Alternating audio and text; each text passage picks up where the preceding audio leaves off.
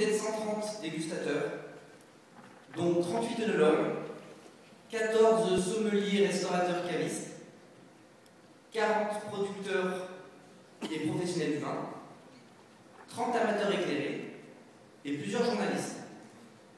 Le Gamay, c'est le seul point commun qui nous réunit aujourd'hui, parce que le Gamay vient de partout. Et il est différencié chaque fois, que ce soit par les hommes, par le climat, par le terroir, par différents éléments qui font que les vins sont ce qu'ils sont. Aujourd'hui, on peut dire que dans 32 pays, on produit du Gamay. Il y a une superficie totale qui est dans la zone de 37 000 hectares. On a une forte augmentation de la Suisse, qui était d'ailleurs, vous vous rappelez l'année passée, président d'honneur, et cette année-ci, donc, ils sont très présents. Ils ont aussi beaucoup travaillé les rendements, ce qui leur a permis d'obtenir beaucoup plus de qualité. Alors, nous avons un nouveau pays, cette année-ci, c'est la Croatie. Nous sommes bien contents de les accueillir. Et il faut aussi indiquer que la Loire est fortement représentée, ce qui nous fait fort plaisir.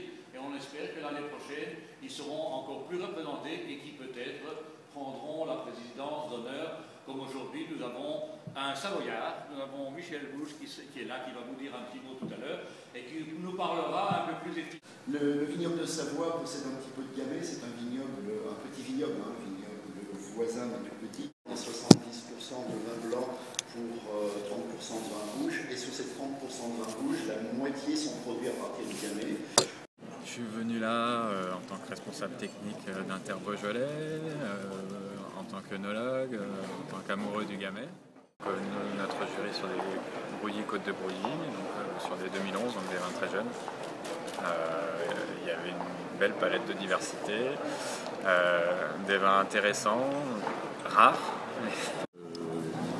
C'est peut-être un peu dommage pour le Gamay du Monde, c'est qu'on a des vins qui sont un peu bruts de cuve. Et on aurait des vins qui seraient mis en bouteille depuis 6 mois, 1 an, ce serait quand même peut-être plus agréable à déguster.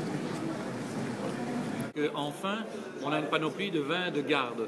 Donc on descend dans les millésimes et on a pu se faire une idée de ce que ce cépage peut quand même se conserver et s'améliorer avec les années. On espère maintenant c'est de faire venir des pays un peu plus lointains, parce que bon, l'Australie, la Nouvelle-Zélande, ça me passionne, ils font des très bons vins là-bas et on devrait les avoir avec nous.